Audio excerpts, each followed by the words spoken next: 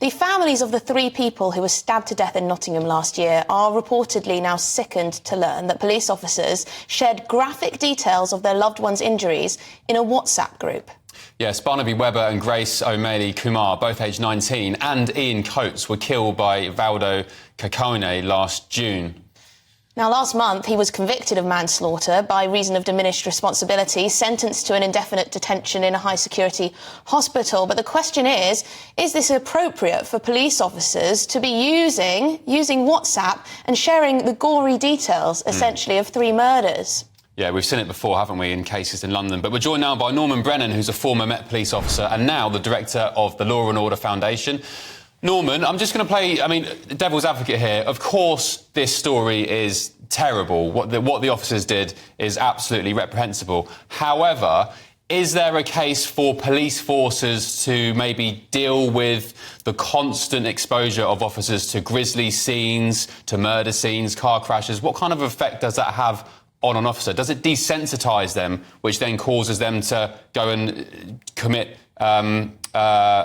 incidents like this? Not really at all. In my 31 years, I attended dozens of suicides.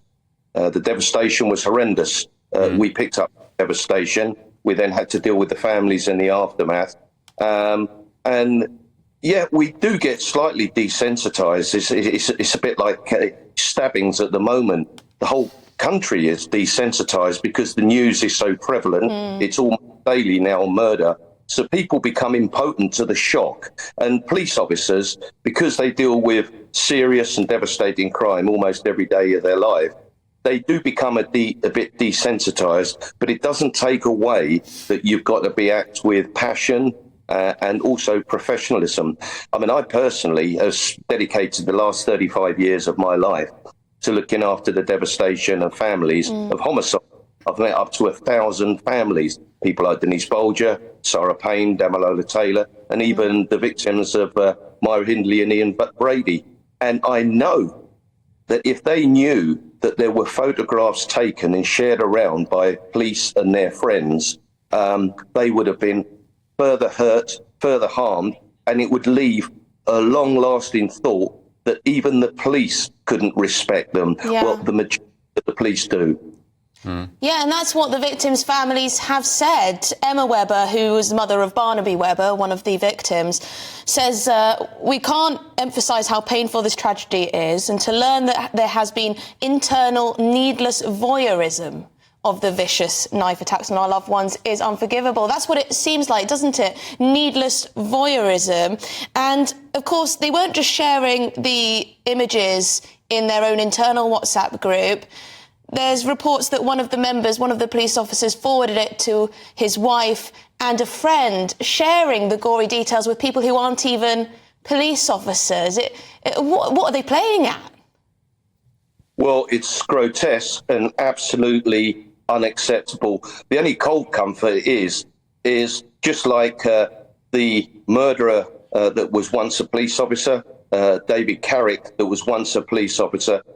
These 2 individuals committed such horrific crimes that it shocked even us, the police family. So the cold comfort is almost without exception, and unfortunately you have highlighted the exceptions, and there was also a couple in relation to 2 ladies that were murdered in the Met area. Police do not take photographs. They do not share photographs. And in fact, when I was a detective, I attended sudden deaths. The uniform officers would call me, or suspicious deaths. Never once did I think about taking a photograph or sharing any details like that with any of my friends or associates. If I felt the photographs needed to be taken, which they often were, I called the scenes of crimes officer. They're the professional. They're the ones that should be taking photographs. And all I can say to the British Police Service is look, you have got to act exemplary. You're under the headlights day in and day out. Yeah. What you say, do, how you act. You have got to be exemplary